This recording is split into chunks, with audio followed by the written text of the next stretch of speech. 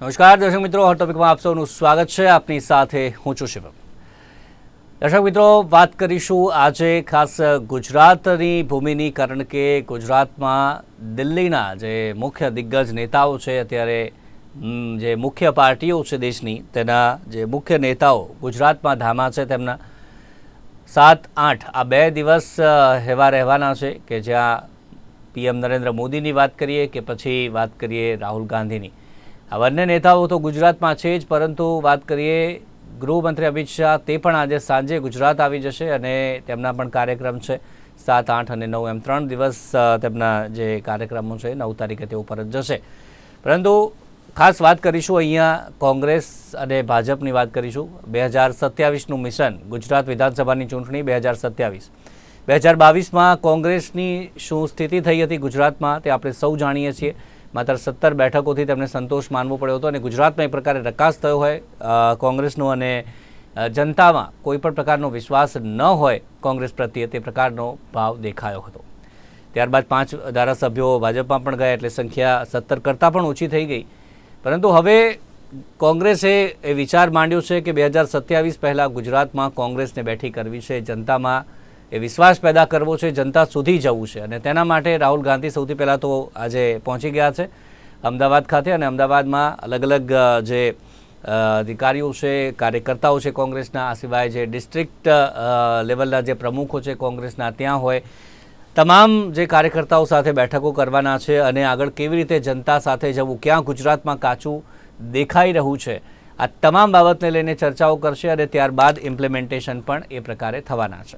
અને 64 વર્ષ બાદ કોંગ્રેસનું રાષ્ટ્રીય અધિવેશન કે જે ગુજરાતમાં આ વખતે તેમણે રાખ્યું છે, કારણ કે ગુજરાતમાં કોંગ્રેસને બેઠું થવું છે અને એના માટે એપ્રિલની 8 અને 9 એમ 2 દિવસ જે રાષ્ટ્રીય અધિવેશન છે એપ્રિલમાં, અને તે પણ ગુજરાતમાં છે અને તેને લઈને પણ ચર્ચા થવાની છે કે કેવી રીતે જનતા સાથે જે સુમેળ સાધવો, જનતાની જોડે કેવી રીતે જવું, વિશ્વાસ કેવી રીતે ફરીથી પેદા કરવો, તે વાત છે. બીજી તરફ વાત કરીએ પીએમ નરેન્દ્ર મોદી, તે પણ આજે અહીંયા ગુજરાતમાં છે અને અલગ અલગ કાર્યક્રમ, દક્ષિણ ગુજરાતમાં ખાસ તેમના કાર્યક્રમ છે, રોડ શો છે, 2500 કરોડ કરતાં વધારેના જે વિકાસ કાર્યો છે તેની ભેટ આપવાના છે. એટલે આ બંને નેતાઓ અત્યારે ગુજરાતમાં છે. સાંજે અમિત શાહ પણ આવી જશે. ત્યારે કેવી રીતનો ફરક જોવા મળશે? એક તરફ રાહુલ ગાંધી છે, પરંતુ બીજી તરફ નરેન્દ્ર મોદી પણ આવી ગયા છે. ત્યારે કઈ રીતે જનતાનો રૂખ આજે કેવું છે અને આવનારા ભવિષ્યમાં કોંગ્રેસ બેઠી થઈ શકશે કે કેમ, કેવા કામ કોંગ્રેસે ખાસ કરીને કરવા પડશે, તેની પણ ચર્ચા કરીશું. અને ચર્ચા કરવા માટે 2 મહેમાન મારી સાથે જોડાઈ ગયા છે, રાજુલભાઈ દવે અને અરવિંદભાઈ જોબનપુત્રા, બંને રાજકીય વિશ્લેષક અને સાથે જ વરિષ્ઠ પત્રકાર પણ છે. સ્વાગત છે બંનેનું નિર્માણ ન્યૂઝમાં. રાજુલભાઈ, આપણાથી શરૂઆત કરી. સૌથી પહેલાં તો રાહુલ ગાંધી તો આવી ગયા છે અને સાથે જ પીએમ નરેન્દ્ર મોદી પણ હમણાં જ થોડીક જ વારમાં જે સાઉથ ગુજરાતમાં ખાસ કરીને 2500 કરોડ કરતાં વધારે વિકાસ કાર્યોની ભેટ આપવાના છે. કઈ રીતે જોઈ રહ્યા છો બંનેની ટક્કરને? આજે એક સાથે બંને અહીંયા આવી ગયા છે ત્યારે બંને નેતાઓ, વડાપ્રધાન અને વિરોધ પક્ષના નેતા આવ્યા છે, એ એક રીતે જોઈએ તો જોગાનું જોગ છે. કારણ કે બંનેના કાર્યક્રમ ઘણા સમય પહેલા ઘડાયા હશે. એટલે આજે બંને આવ્યા છે ગુજરાતમાં, અને વડાપ્રધાન તો હજી ગયા સોમવારે તો એ રાજકોટથી વિદાય થયા દિલ્હી જવા, અને 4 ફરી વખત પાછા ગુજરાતની મુલાકાતે આવ્યા છે. 2-2.5 દિવસ સૌરાષ્ટ્ર વિસ્તારમાં રહ્યા, 1.5 દિવસ હવે 1.5-2 દિવસ દક્ષિણ ગુજરાતમાં ગાળવાના છે. રાહુલ ગાંધી પણ 2 દિવસ અમદાવાદમાં ગાળવાના છે, અને એ પછી કોંગ્રેસનું રાષ્ટ્રીય અધિવેશન આગામી 1 મહિના પછી યોજાવાનું છે અમદાવાદમાં. આ બંને નેતાઓની મુલાકાત ગુજરાતની છે, ત્યારે આપણે એટલું ચોક્કસ કહી શકીએ કે ગુજરાત વાતાવરણ કોઈક રીતે અત્યારે રાજકીય વાતાવરણ ચાર્જ થશે, અને એમાંથી આગામી દિવસોમાં એ વાતાવરણ કેવો સ્વરૂપ પકડે છે એનો અંદાજ આવશે આપણને.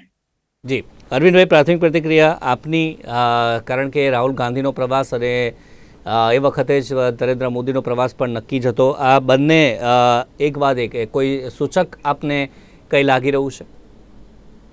ચોક્કસપણે જ્યારે લોકસભાની રિઝલ્ટ ડિક્લેર થયું ત્યારે કોંગ્રેસને સારી એવી સીટો મળી, તો લોકસભાના જે પરિણામો આવ્યા એ ઉત્સાહજનક હોવાથી કોંગ્રેસે પોતાને પુનઃજીવિત કરવાનું નક્કી કરવામાં. જોકે એ લોકોને જે તાજેતરમાં જે વિધાનસભાઓની ચૂંટણી થઈ એમાં કારમી હાર મળી, એ અલબત્ત બીજું કારણ છે, પણ અહીંયા એ લોકો ચોક્કસપણે એક નિર્ધાર સાથે ગુજરાત આવ્યા છે.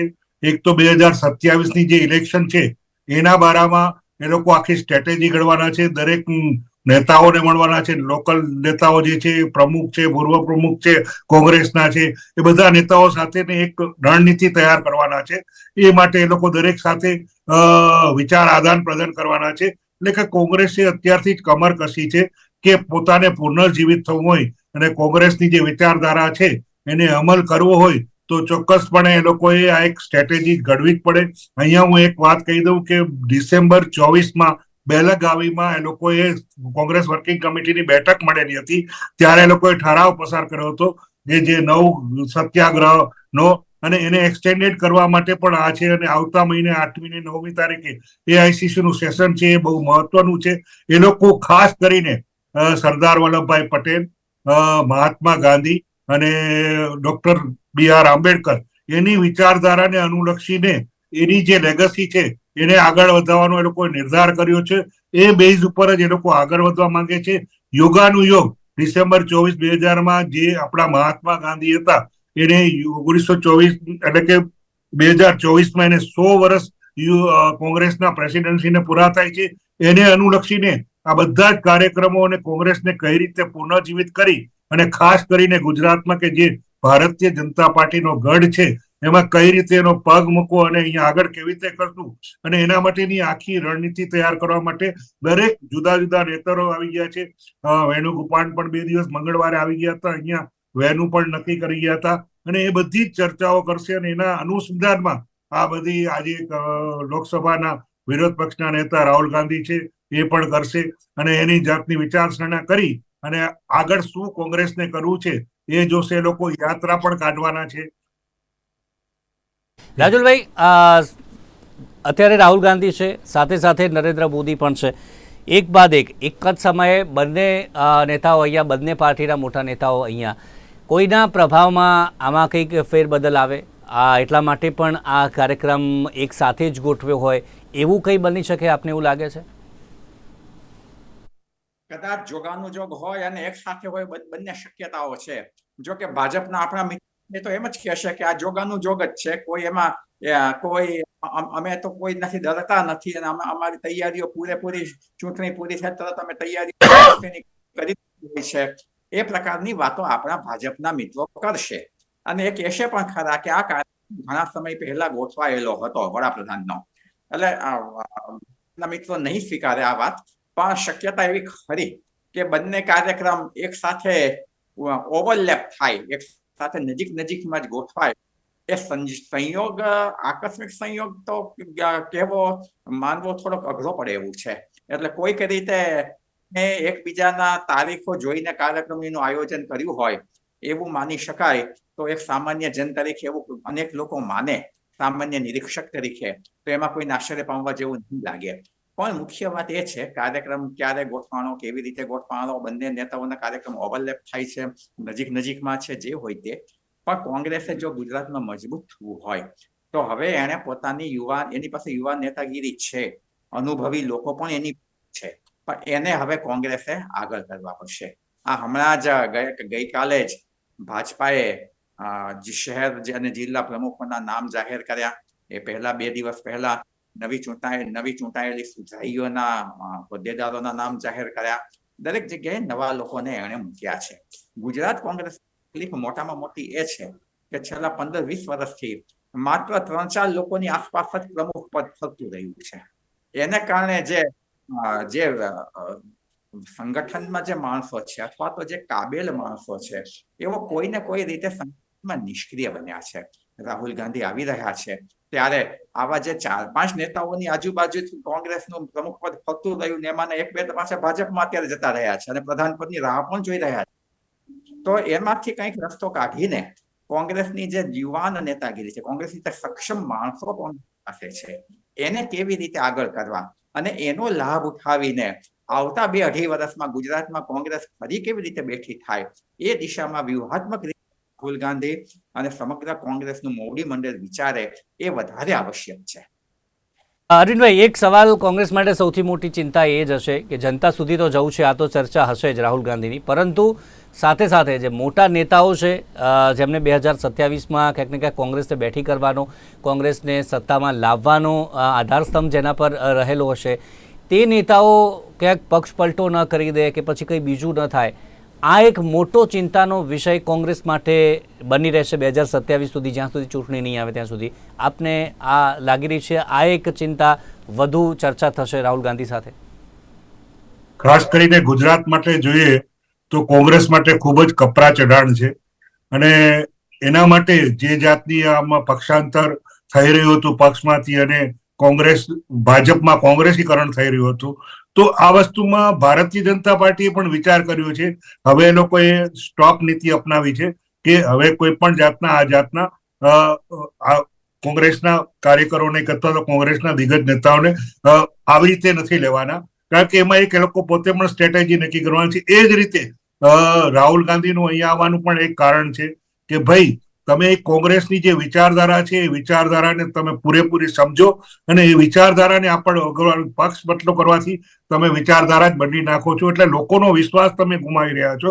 અને લોકોનો જયારે તમે વિશ્વાસ ગુમાવો છો, તમે જયારે ચૂંટણી લડો છો ત્યારે કોંગ્રેસની ટિકિટ પર ચૂંટણી લડો છો, અને એ ચૂંટાઈ આવ્યા પછી પક્ષ પલટો કરીને તમે ભારતીય જનતા પાર્ટીમાં અથવા તો અન્ય પક્ષમાં જોડાઈ જાઓ છો, એ હકીકતે જે લોકોનો છે વિશ્વાસ, એનો વિશ્વાસઘાત કર્યો કહેવાય છે. તો આ વસ્તુ ના બને એના માટે પણ આ બધા જે દિગ્ગજ નેતાઓ છે ચોક્કસપણે આમાંથી ઘણું બધું શીખશે, અને આ બારામાં પણ ખૂબ જ ગંભીરતાથી એ લોકો ચર્ચા કરશે, કારણ કે આ બધા નેતાઓ ભેગા થાય છે એટલે એને ખાસ ખબર છે કે જો ગુજરાતને ગઢ તોડવો હોય તો ગુજરાતમાં આપણને ઘૂસણખોરી કરવી જોઈએ. અલબત્ત કદાચ સત્તા ના આવે પણ સીટ તો એટલી બધી આવે કે એક વિરોધ પક્ષ તરીકે, સબળ વિરોધ પક્ષ તરીકે પણ એક કાર્યાન્વિત રહે અને એનાથી પ્રેરિત થઈને બીજા રાજ્યોમાં પણ એ લોકો આગળ વધી શકે. તો આ વખતની જે સ્ટ્રેટેજી છે એ ફક્ત ગુજરાતને ધ્યાનમાં લઈને ઓલ ઇન્ડિયા લેવલ ઉપર, એટલા માટે જ 64 વર્ષ પછી પ્રથમવાર ઓલ ઇન્ડિયા કોંગ્રેસનું સેશનનું પ્રથમ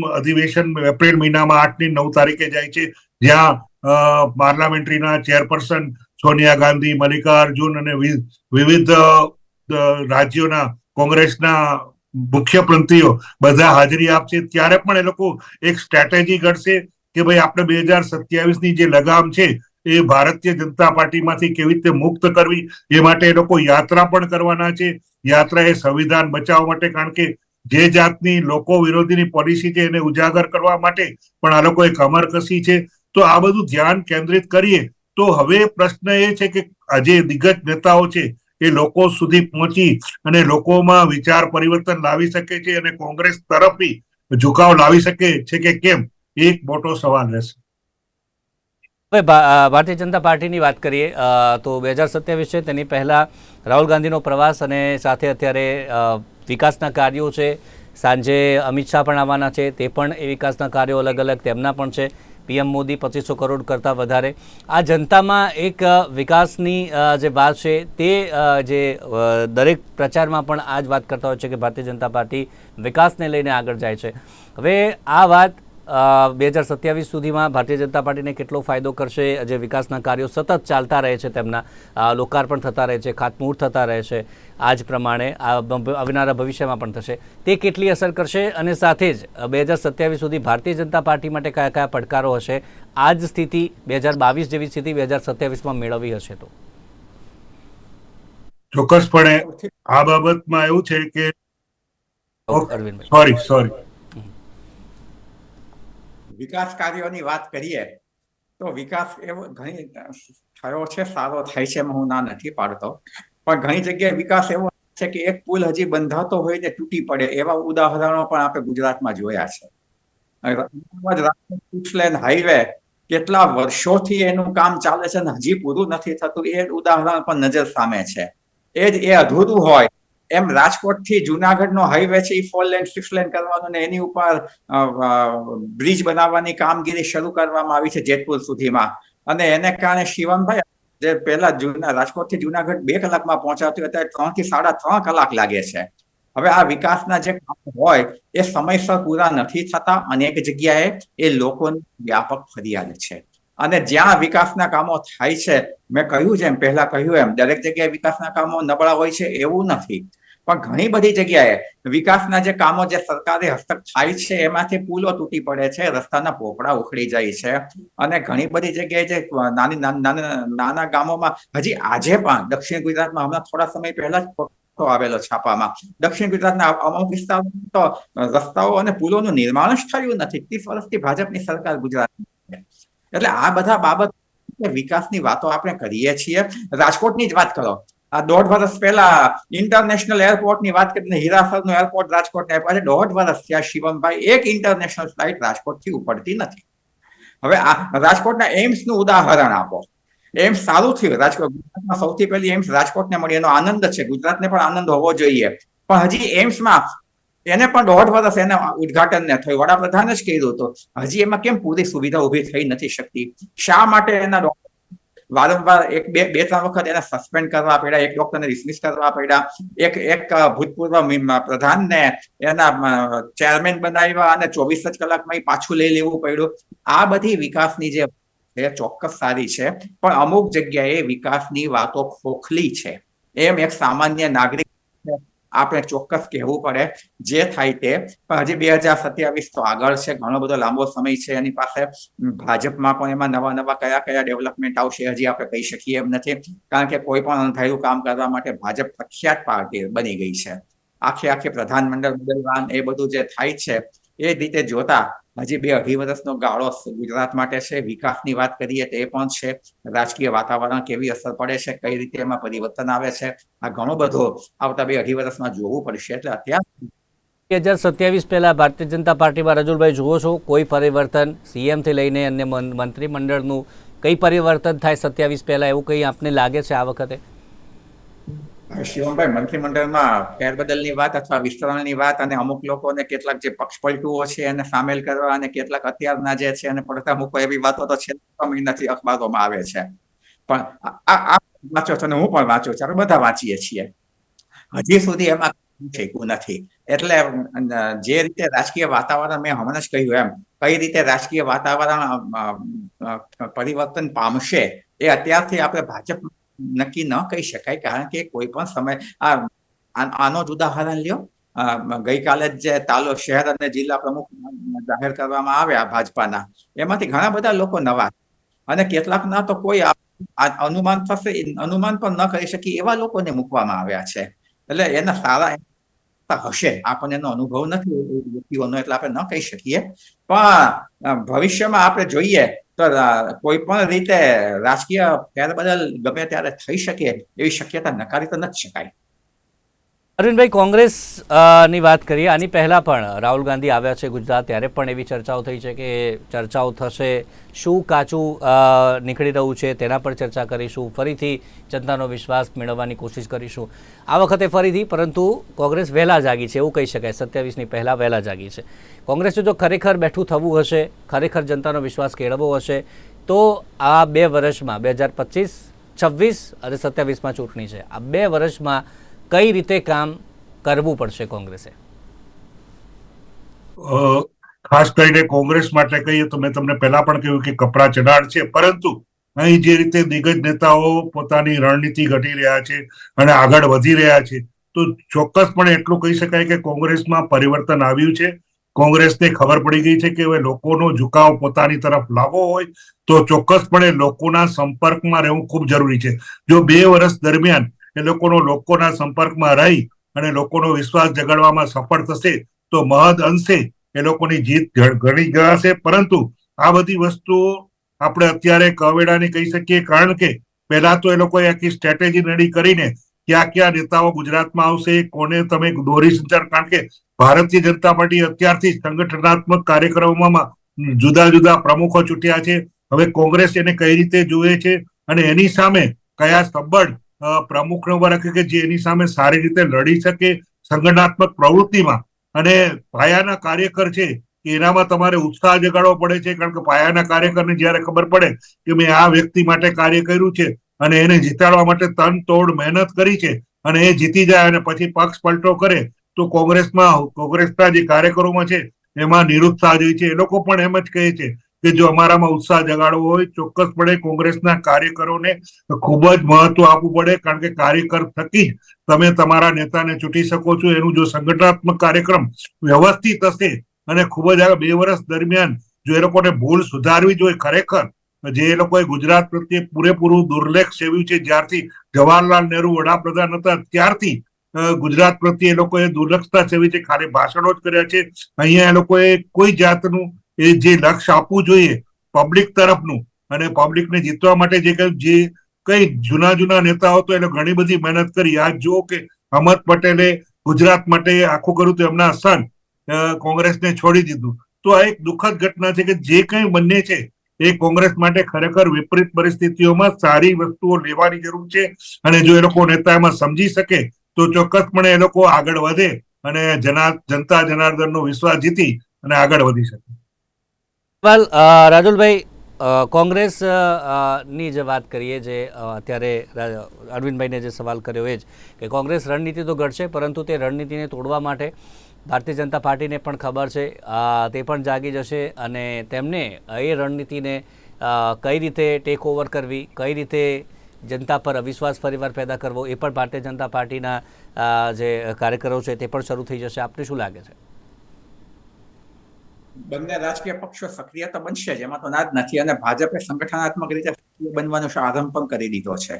અને દરેક મહાનગરો અને જિલ્લાઓમાં ગઈકાલે પ્રમુખોની નિમણૂક કરી દીધી. કેટલીક જગ્યાએ રિપીટ થયા છે, જગ્યાએ આવ્યા છે. ટૂંક સમયમાં એના પ્રદેશ પ્રમુખની અને આખી નવી ટીમની પણ જાહેરાત થશે.